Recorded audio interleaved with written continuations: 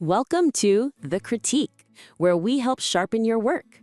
Today, we're looking at a really insightful piece arguing that globalization isn't vanishing, but taking a new turn, more towards the East. And it introduces this idea of multiplexity to explain it all. Exactly. A world where power is kind of distributed, not just held by one or two big players. Let's dive in. Okay. So this concept, multiplexity, it runs right through the material, doesn't it? It's positioned as, a better way to see things than just multipolarity. Sets a different stage. It absolutely does. And it lays out those three features pretty clearly.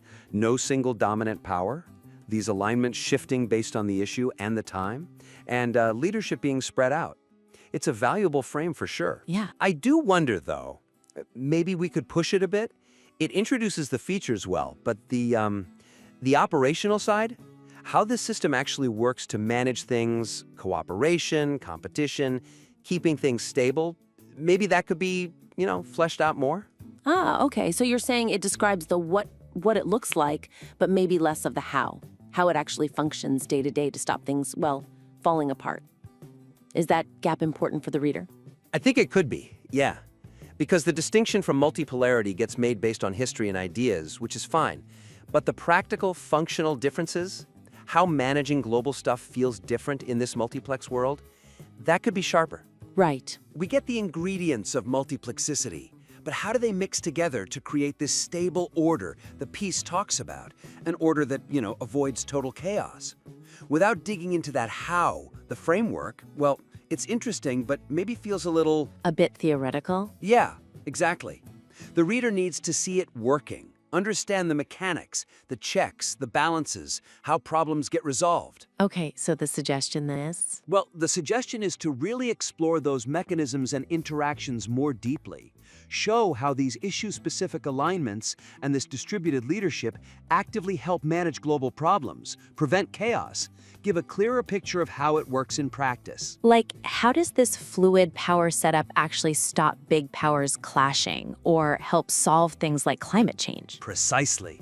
We need to see the system's, I suppose, resilience in action. So less telling, more showing.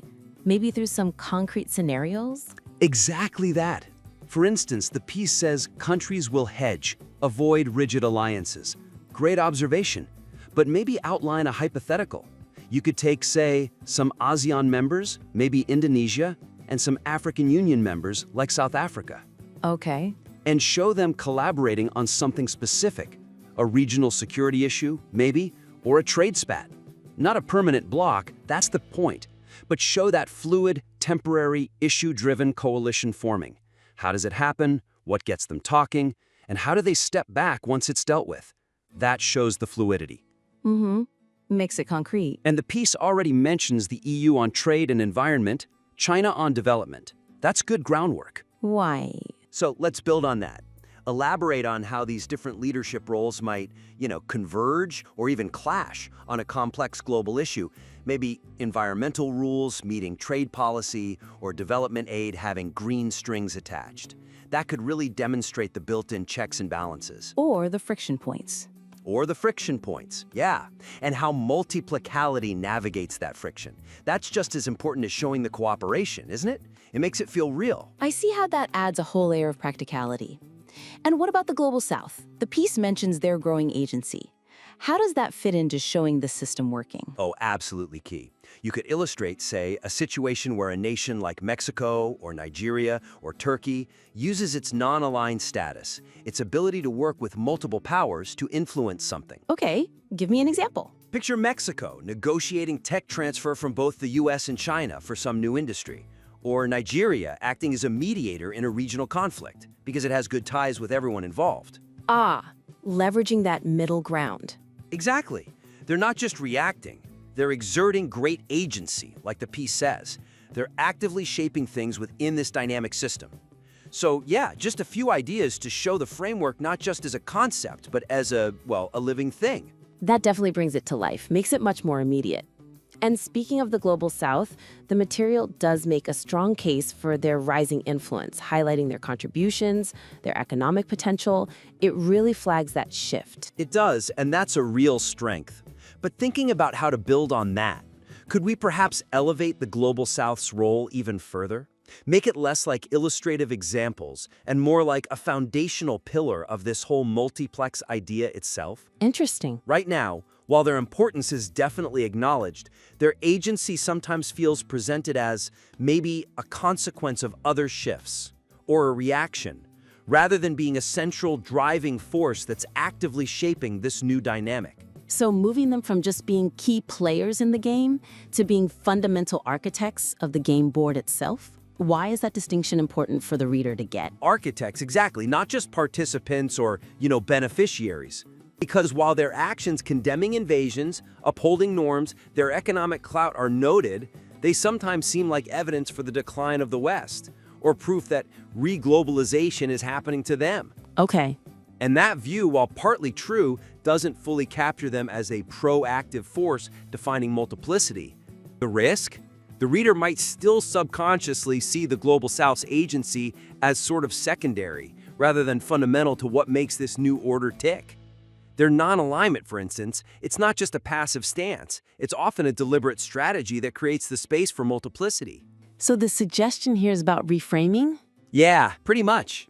Reframing and integrating their agency, collective, individual much more centrally into the definition, the functioning of this multiplex world. Really emphasize how their non-aligned stance, their proactive moves, actually drive some of these issue-specific alignments and the distributed leadership, make them essential architects. That feels like a significant shift.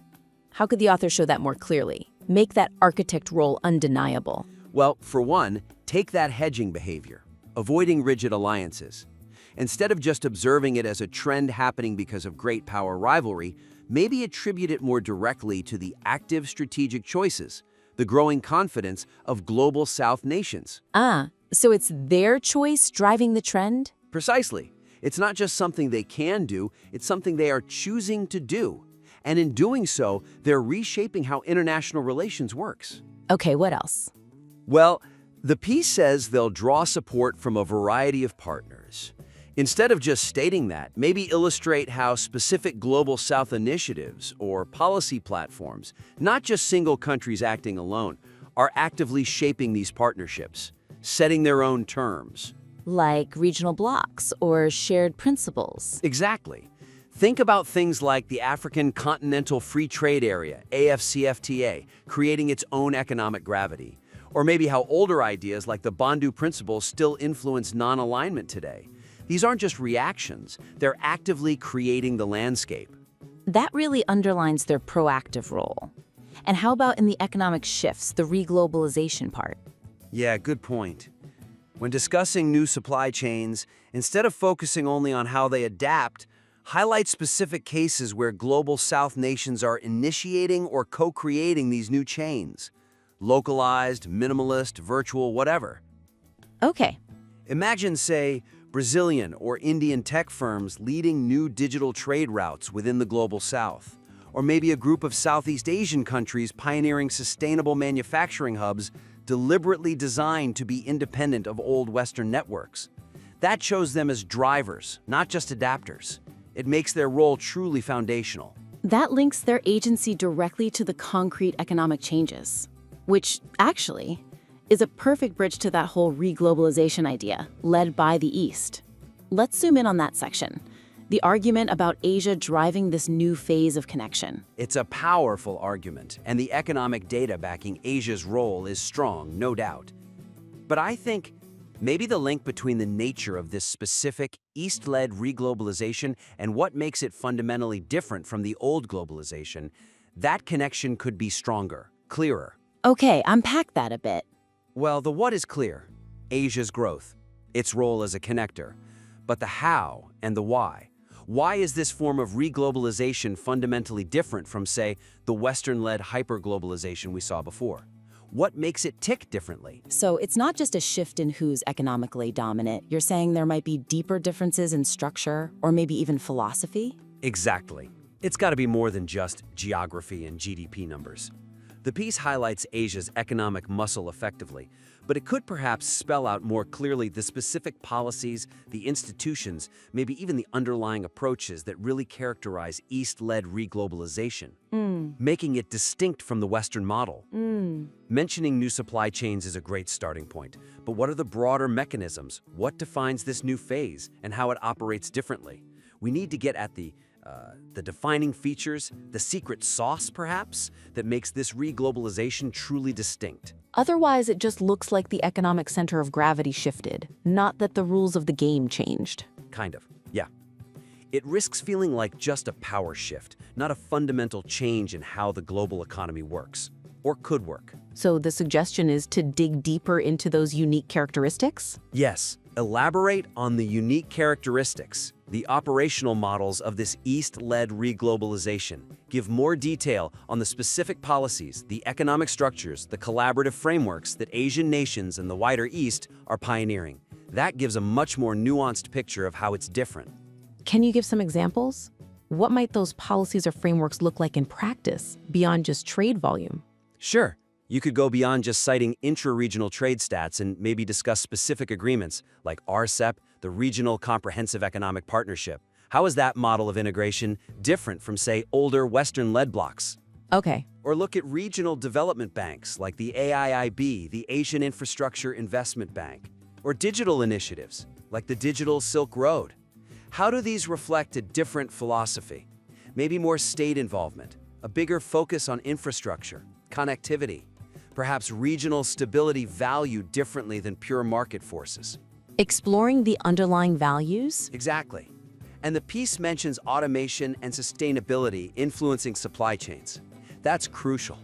So illustrate how Eastern nations are specifically building these concerns into their supply chain designs or trade policies in ways that maybe diverge from Western corporate models. How so? Are they creating new kinds of green industrial zones, developing AI logistics that prioritize regional resilience and carbon reduction in a way Western firms haven't, showing that demonstrates a distinct East-led way of doing things? That really highlights potential philosophical differences in action. And what about the impact further afield? On the global South, for example? Right. The text notes China building supply chains less dependent on the U.S. Good point. But elaborating on how that directly boosts the agency or economic potential of specific global South nations would make the difference argument even stronger. So how do these new chains actually help them? Well, you could outline how these new chains enable, say, South-South integration in a new way. Or maybe facilitate technology transfer differently, perhaps through joint ventures, shared platforms, training programs that help developing countries climb the value ladder. Moving beyond just being a source of cheap labor or raw materials. Exactly. Showing how it fosters economic capability, maybe independence, in ways that differ from the historical North-South playbook. Detailing these distinct features really cements the argument. This isn't just a power shift. It's potentially a whole new way of thinking about globalization. Okay, great. So just to recap the main points we've discussed for enhancing the material.